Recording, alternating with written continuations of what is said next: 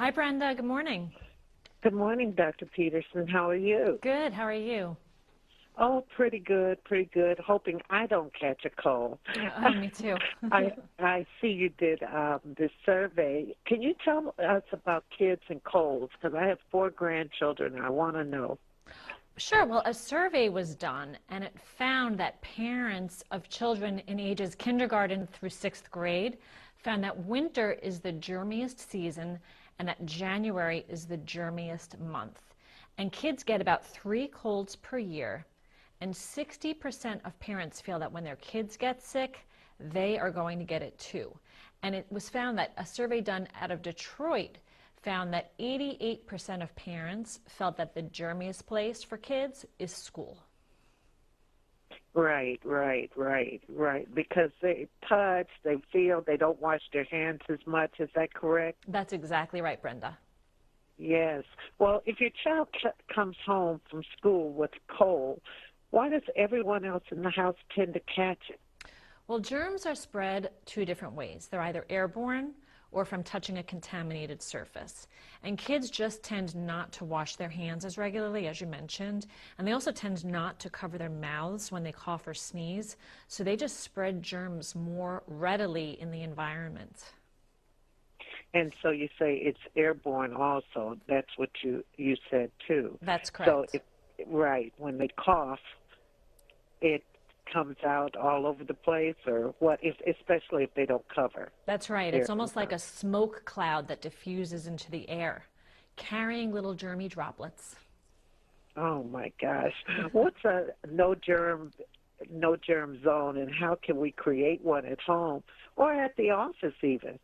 Well, a no-germ zone is it's a program designed to help keep your family healthy, really just by teaching your family how to prevent the spread of germs.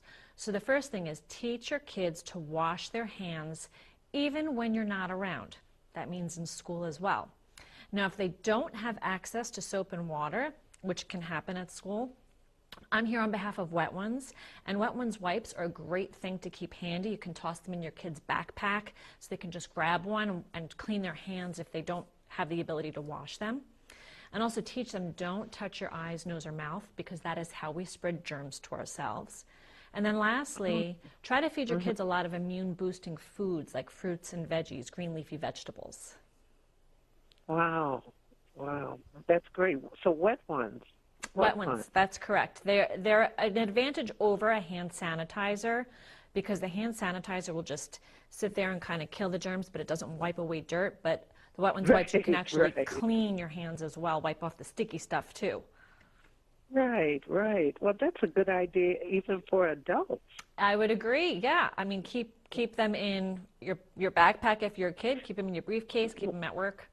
Right, you could just put them in a baggie or something, Yeah, well, they come in multiple sizes, so they are convenient to carry. Oh, really? Yes. That's something I learned. So what are some of the cold, hard facts that parents should know? Well, one thing, interestingly, it's not an old wives' tale that chicken soup helps to prevent cold and flu symptoms. It acts as an anti-inflammatory and an antioxidant, and it also loosens up a lot of that mucus. So give your kids chicken soup and it works. Another thing to keep in mind is that it really is true that going into chilly air can make you more susceptible to a germ if you've been exposed, because being in the cold suppresses your immune system. So bundle up, scarf, hat, keep your kids warm in the cold weather. And another fact is that antibiotics don't kill colds and flus. So if you're going to your doctor with that expectation, it's not going to work. Antibiotics only work for bacteria. Oh, okay. That's interesting because I hear people say all the time, I have to get an antibiotic, I know. And a good doctor will educate their patient and say, this is a virus, you have to just let it take its course if it's a cold. Wow. Well, how can parents learn more about developing a germ-free lesson plan? They can go to wetones.com, and there's a lot of germ-free tips there in addition to what we talked about. Oh, okay. Wetones.com. Yes. That's interesting. That's easy, too. That's interesting, and it's easy. It is, Well, Brenda. I really appreciate this. I learned some things this morning, and Wet Ones, that's such a great idea. Oh, good. So thank you very much, and my viewers will love this information. So you have a great day. You too. Thanks, Brenda. Well, you too. Bye.